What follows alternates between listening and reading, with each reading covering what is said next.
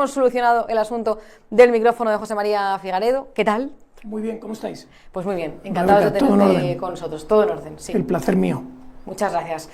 Teníamos que hablar de lo que yo estaba comentando antes de que llegases, lo que ha pasado esta semana con esos decretos, que no han conseguido el apoyo suficiente de Pedro Sánchez y lo que se está, para Pedro Sánchez en este caso, para el gobierno, y lo que se está diciendo en las últimas horas, lo que escuchamos mucho es que a Vox, que ha votado en contra de todos ellos, porque el Partido Popular, si no me equivoco, votó a favor de una parte sobre la duración, ¿no?, de la jubilación, ¿no?, o el retraso de la jubilación. Lo que se está diciendo es que Vox no quiere que los pensionistas pues tengan unas pensiones buenas, que no puedan subir sus pensiones. También se está diciendo que a Vox no le interesa que los jóvenes puedan viajar en transporte público. Bueno, varias cosas. Eso es lo que dice el gobierno y varias la izquierda cosas. En general. Que el transporte público sistemáticamente sea gratuito, al final, ¿cómo decirlo? Cuando algo no vale nada, parece que no vale nada, efectivamente. Entonces, no tiene ningún sentido que el transporte sea gratuito cuando en realidad a los jóvenes lo que se les está haciendo es usar esto como un señuelo. O sea, la vivienda para un joven es inalcanzable. Ey, pero te puedes ir de Interrail casi gratis, tío, no pasa nada. Ey, los trabajos para los jóvenes son absolutamente precarios, eso sistemáticamente, y con sueldos de absoluta miseria. Tanto es así que la edad para acceder a vivienda o para formar familias en España se ha extendido muchísimo más. Cuando antes eran menores de 30 años, ahora estamos por encima de los 35. Pero sin embargo puedes irte en autobús urbano o en tren gratis. Oye, que los trenes en España han sufrido más descarrilamientos que nunca. Que las cercanías de Madrid, se dice cercanías de Madrid, pero son del Ministerio de Transportes, están en la peor tasa de retrasos que nunca, que han tenido un 200 y pico % de incidencias más que en años anteriores, que las cercanías de Barcelona, que hasta hace nada eran también competencia del Ministerio, han tenido, es decir, nos encontramos con una red de transportes que está absolutamente deteriorada, pero que el billete te sale prácticamente gratis. Es que eso no es una política nacional. Una política nacional lo que necesita en materia de transporte es que tenga unas infraestructuras de verdad, que funcionen, que lleguen a tiempo. Lo vemos en el tren de alta velocidad que va a Asturias, que llega con unos retrasos casi de forma sistemática de 1 hora, 2 horas. Han reducido el compromiso de puntualidad de los trenes en España, que antes la alta velocidad española tenía un compromiso de puntualidad de no llegar nunca más tarde de determinada hora. Creo que es si tardabas más de 5 minutos o de 20 minutos te empezaban a abonar o una parte o el 100%. Y dice, ahora lo han extendido a hora y media porque saben que sistemáticamente llegan tarde. Entonces, lo que no vale es que deterioren los servicios públicos y que su única justificación para tratar de acallar las críticas derivadas de esto sea, pero te lo damos gratis. Oye, que la sanidad española es una porquería, pero es gratis. No, señores, de gratis nada, la pagamos todos con nuestros impuestos y aún así está hecha una porquería. La sanidad, con las mayores listas de espera de la historia de España. En los transportes, con la mayor tasa de retrasos o de fallos o de descarrilamientos de la historia de España. Y así se reproduce esa situación de deterioro de los servicios públicos, se traduce a todo. Y aquí viene la cuestión de las pensiones. Viene el gobierno y nos dice que da a las pensiones una subida de un 3%, en un decreto. Para empezar, que una subida de un 3% es absolutamente ridícula, cuando la vivienda ha multiplicado sus precios muchísimo más que por 3, el aceite de oliva ha multiplicado sus precios desde que llegó el gobierno un 75% más caro. Las patatas, que son un producto básico en España, sencillo, un 54% más caras. Es que los patrones de consumo en España están cambiando. Cada vez en España se consume menos producto fresco, menos pescado fresco, porque es que el español medio no llega a fin de mes. Y nos encontramos con la mayor tasa de paro de la historia de España. España a día de hoy tiene más paro que Colombia. Y en esa situación, cuando vemos que hay pensionistas que están teniendo que mantener a sus hijos y a sus nietos, que nos vengan y nos digan que dan una subida del 3%, es absolutamente ridícula. Es además ridícula cuando esa subida va contra el endeudamiento del propio sistema de la seguridad social, lo cual en el fondo no hace más que carcomer los cimientos de este sistema. Agrandar el problema, claro. Y es que la curva del endeudamiento de la seguridad social, desde que entró este gobierno, es absolutamente inasumible. Y esto lo está haciendo este gobierno, está deteriorando los servicios públicos, engañando mientras tanto a los españoles. Y por último, y ya en relación con el voto en concreto, es que los decretos del gobierno siempre mezclan algo que parece bueno con algo que es absolutamente nefasto. En el decreto de la subida de las pensiones... Eso es tremendo que se pueda hacer, ¿no? O sea, yo pienso, digo, como periodista y como ciudadana, que eso sea legal, ¿no?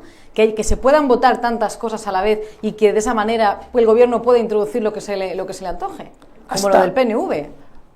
¿Qué más cosas había también hasta hace no mucho había una jurisprudencia que impedía que en las leyes, las que se han llamado las leyes de acompañamiento, que van junto con los presupuestos, que son leyes ómnibus en las cuales se trataba mucha materia, específicamente hay una jurisprudencia que impide que se haga esto, pero respecto a los decretos leyes, lo cierto es que no existe tal jurisprudencia. Es más, lo cierto es que cada vez es más frecuente y que todos los gobiernos lo han aprovechado. Pedro Sánchez es el que más, pero todos los anteriores gobiernos también.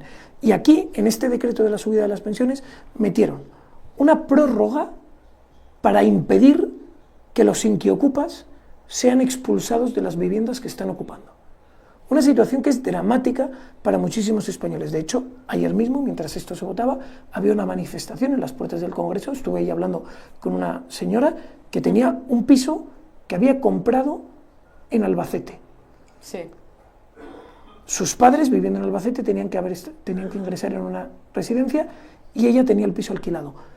Un piso alquilado por una inquiocupa. Cuando le pide que salga, la señora no solo no sale, sino que encima se declara como persona de riesgo o riesgo de exclusión. Esto lo avala un organismo público y en lugar de concederle una vivienda pública, no, se mantiene como inquiocupa en casa de esta señora, una casa que había comprado con su esfuerzo. Inquiocupas, por si no lo saben los espectadores, perdona, Figaredo, son los inquilinos que pues a lo mejor en el primer momento empezaron pagando el alquiler, pero luego dejaron de pagar. Entran como inquilinos y en un momento dado dejan de pagar. Sí. Pues esta señora llevaba 5 años soportando esta situación en la que no solo tiene que aguantar con los gastos de la casa físicamente, comunidad, etcétera, sino también los gastos, los consumos. La luz, el agua, claro. Bueno, pues el PSOE introducía en la reforma o el ajuste de las pensiones, introducía una medida para prorrogar la norma que impide ejecutar el lanzamiento de personas como esta. Absolutamente inaceptable. Que además esto provoca un problema en la vivienda terrible, porque lo que sucede es que las personas que realmente son vulnerables de buena fe han quedado excluidas del mercado de la vivienda. Porque cualquier propietario de una vivienda, en cuanto ve que alguien tiene algún riesgo de ser considerado persona en riesgo de exclusión o un salario bajo, que es habitual también, no alquilo. Y así sucede que muchísimas personas están optando por sacar su vivienda del mercado del alquiler, alquilándolo solo a personas de un nivel económico elevado.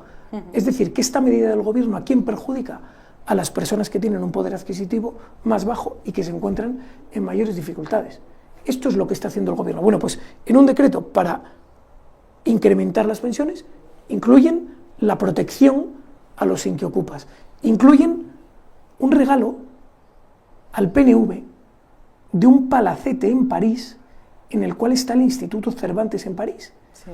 Y lo que mete el gobierno en el decreto de pensiones es transferir la propiedad de este palacete al PNV, el uso y el disfrute, al PNV, y firmar un contrato de arrendamiento con el PNV, de tal forma que le regalas el inmueble y además le pagas un alquiler anual de en torno a 1 millón de euros. Esto en el mismo decreto en que las pensiones. Es que es una auténtica estafa.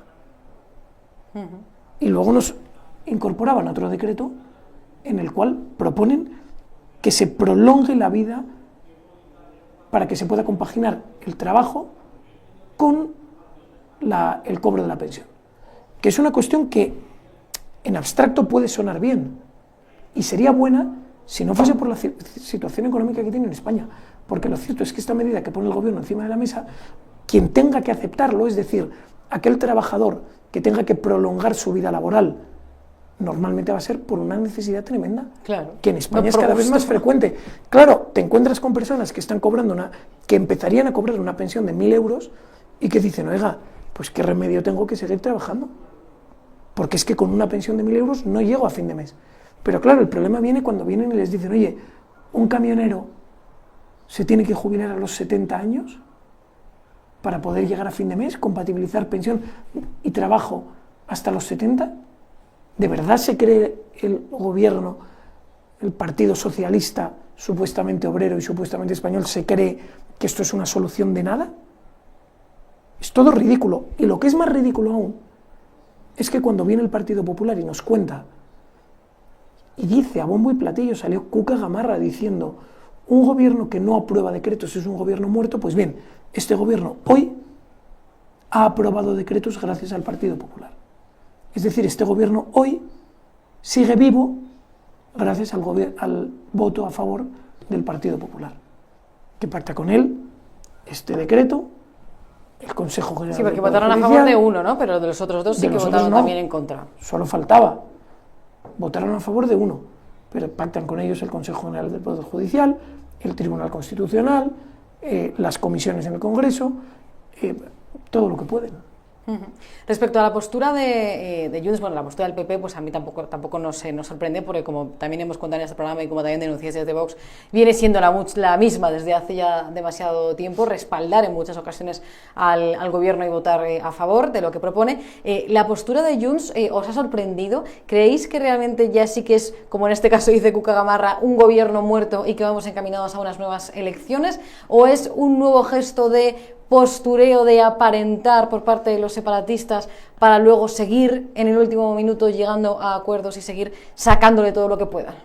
Junts es un partido que solo mira por sus propios intereses, no piensa en los catalanes, no piensa en los españoles, por supuesto, solo piensa en sí mismo, es decir, en Puigdemont. Entonces, no podemos esperar nada bueno de ellos. Todo lo que probablemente estén tramando sea para mal. Dicho esto, lo que debería hacer el Partido Popular es presentar una moción de censura. Presentarla ya. También se ha dicho que Vox está abierto ahora a pactar con Junts porque sí que votaríais a favor de esa moción de censura. Vox está encantado de votar a favor de una moción de censura cuyo objetivo sea convocar elecciones de forma inmediata y que en ningún caso plantee una cesión a ningún separatista. Estamos encantados. Y lo que debería hacer el Partido Popular es presentar esa moción de censura. ¿Creéis que sin moción de censura puede haber ruptura de gobierno y que al final sea el propio Sánchez o el que crea realmente que puede tener un buen resultado y convoque las elecciones? Mira, el problema que tenemos aquí es que el Partido Popular está siempre con componendas. Está siempre haciendo sus encajes de bolillos, pisando suave y con medias verdades o mentiras. Por un lado está esta cuestión de la moción de censura. Si quieren una moción de censura, tienen los números, que la presenten. Y si es una moción de censura para convocar elecciones, Vox la va a apoyar. Ya está. Que no anden haciendo... Pero es que esas componentes del Partido Popular, esas medias verdades, esas eslóganes con la boca pequeña, son muy frecuentes. Sin ir más lejos, hoy estuve en la central nuclear de Trillo y el sábado pasado en la de Almaraz. La central nuclear de Almaraz, si todo va como se prevé, cerrará en el año 2027. Bueno, uno de los motivos por los cuales se están cerrando las centrales nucleares de España es porque tienen una fiscalidad que no va sobre el beneficio, sino que va sobre la generación. De tal manera que llega un punto que en el momento en el que ellos generan, ¡pum!, impuestos, impuestos, impuestos, independientemente del beneficio que obtengan. Y esto está empujando a que en casos como Extremadura o Cataluña, las centrales nucleares ya no sean rentables, porque tienen más impuestos de lo que facturan vendiendo la energía. Imagínese. ¿Y por qué tienen esos impuestos? Porque además de los impuestos nacionales, que hay varios, específicos para el nuclear... La tasa Enresa, que además ha aumentado en el 2024. Pero es que Cataluña tiene un impuesto especial para la nuclear. Y Extremadura también. Y en Extremadura gobierna el Partido Popular. Y en Valencia también. Y en Valencia lleva décadas gobernando el Partido Popular. ¿Por qué siguen los impuestos a la nuclear? Si tan favorables son a la nuclear, ¿por qué no eliminan de una vez en aquellas comunidades en las que gobiernan? ¿Por qué no eliminan los impuestos a las nucleares? ¿Por qué dicen tanto que defienden la nuclear y sin embargo Garoña, quien cerró Garoña fue el Partido Popular? Y de nuevo hablan de la moción de censura, ¿por qué no la presentan? Al final están siempre lanzando eslóganes, pero con la boca pequeña. Y ese es precisamente el problema. Entre tanto, Vox, pues no estamos más que en hacer una oposición frontal y total al Partido Socialista. Quiero que hablemos también del ámbito internacional, porque esta semana ha sido la investidura de Donald Trump y el único representante de la política española que ha sido invitado a esa investidura ha sido el presidente de Vox, Santiago Abascal. También han ido pues varios eurodiputados, ¿no? Que además es presidente de Patriots, y han ido varios eurodiputados pertenecientes a ese grupo en el Parlamento Europeo. Claro, esto, bueno, entiendo que lo habréis disfrutado mucho, ¿no? Porque se ve, por lo menos deja claro que las relaciones internacionales que tiene Vox, y en este caso Santiago Abascal, no la tiene ningún otro partido. Desde luego, a Feijóo no le han invitado a esta toma de posesión de Donald Trump. Así es, pero ni a Feijóo ni a Pedro Sánchez. Ni a Sánchez, claro. Que Sánchez, por un lado, promete ser una oposición internacional a Trump, pero acto seguido se lanza a felicitarle y a abrazarle o a intentar abrazarle. Pero en el plano internacional lo que vemos es que Vox desde hace muchos años está peleando para que aquellos partidos que defienden a las naciones, que defienden la soberanía de las naciones, que defienden la soberanía de Occidente, que defienden la libertad por encima de los totalitarismos que imperan en otros muchos sitios del mundo, esos partidos debíamos unirnos. Porque ya existía lo que se llamaba el Foro de Sao Paulo y el Grupo de Puebla, que al final es una agrupación de todos los partidos comunistas del mundo que se apoyan entre sí, que apoyan las campañas electorales de los unos en los otros, que intercambian estrategias, y ese Foro de Sao Paulo, dirigido desde Cuba realmente, ha logrado imponer el comunismo en Venezuela, ha logrado llevar de nuevo el comunismo a Brasil, ha apoyado a Podemos en España y al Partido Socialista Obrero Español aquí. Adriana Lastra ha estado yendo durante años a las internacionales del Foro de Sao Paulo, y desde hacía muchos años Vox estaba peleando y está peleando para unir a todos los partidos patriotas que defienden la soberanía de las naciones, para unirnos y hacer esa confrontación internacional al Foro de Sao Paulo. Y esto lo ha conseguido Vox a través del Foro de Madrid y la Carta de Madrid, que ha agrupado a todos los partidos patriotas. Milei se incorporó a este Foro de Madrid mucho antes de ser elegido presidente de Argentina. El equipo de Donald Trump está también representado. En definitiva, lo que estamos haciendo no es más que aquellos que vemos a Occidente en la misma situación y que compartimos un diagnóstico sobre la vuelta al sentido común, la necesidad de recuperar los valores de la libertad que fundamentaron el nacimiento y el surgir de Occidente, deben volver al tablero político, que durante años han estado ausentes.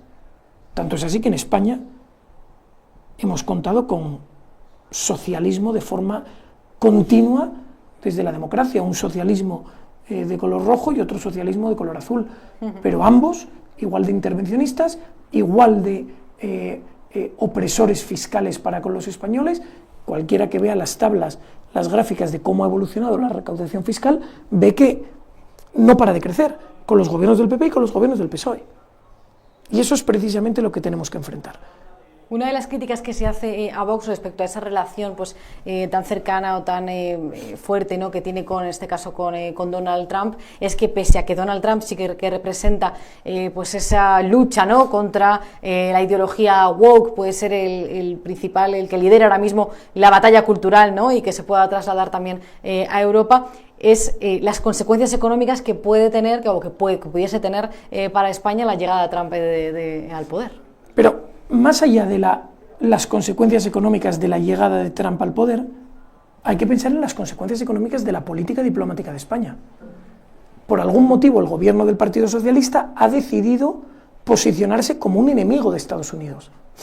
Tanto es así que Estados Unidos y ya la anterior administración de Biden, absolutamente progres en todo, han apoyado más a Marruecos que a España. España ha decidido enfrentarse a Estados Unidos. Y las consecuencias económicas no van a ser las de la administración Trump u otras, van a ser las de la política diplomática de España. España debería tratar de convertirse en un aliado fiel de quien defiende la libertad y defiende los mismos intereses y tiene sus mismos valores. Es decir, infinitamente es más interesante una España aliada de Estados Unidos que una España aliada con Venezuela o con Cuba o con China.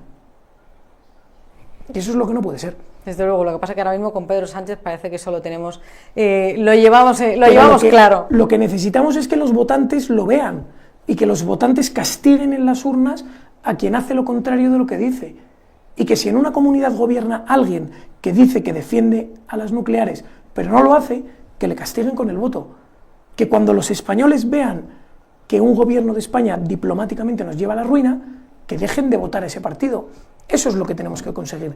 Y poco a poco los españoles van despertando. Hay una última cosa, José María, porque tenemos ya mucho tiempo, que yo leo mucho pues, a la gente que ve este programa o gente que me lo comenta y me dice, dicen que no hay oposición ahora mismo al gobierno de Pedro Sánchez, que se está haciendo mucha oposición quizá de crítica, pero que faltan realmente el exponer esas alternativas o una alternativa real de gobierno. Esto no sé si los llega o cuál es la respuesta que dais a esa reflexión que a mí muchas veces me llega de espectadores o de ciudadanos en general. Bueno, yo creo que Vox está haciendo una oposición frontal en todos los aspectos. Estamos haciendo un diagnóstico claro de cuál es la situación y la crudeza de la situación, y por el otro lado estamos ofreciendo infinitas alternativas.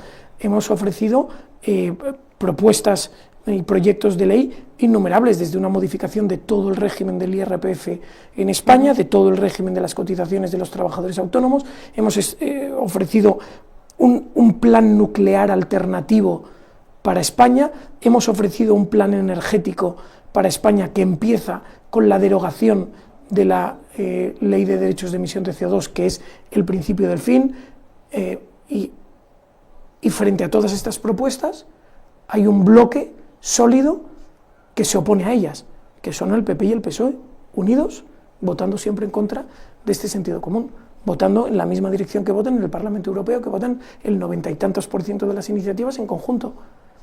Porque lo que es evidente es que ellos dos, que ven el mundo de la misma forma, no se van a hacer oposición entre sí, porque entre bomberos no se pisan la manguera. Ahora bien, yo sí creo que Vox está haciendo una oposición frontal, en todos los aspectos, tanto en diagnóstico como en propuestas. Pues muchísimas gracias, José María Figaredo, diputado de Vox, por estar estos minutos con nosotros, y vuelve pronto, te esperamos pronto por aquí, bueno, que hay muchas cosas que tenemos que comentar, pero no tenemos demasiado tiempo. Bueno, pues te voy a invitar pronto, no podrás decir que no, porque ya te he invitado en directo. Perfecto. Y lo está viendo todo el mundo, ahora mismo toda la gente que está conectada, que es bastante, por cierto. Gracias, José María, hasta la próxima.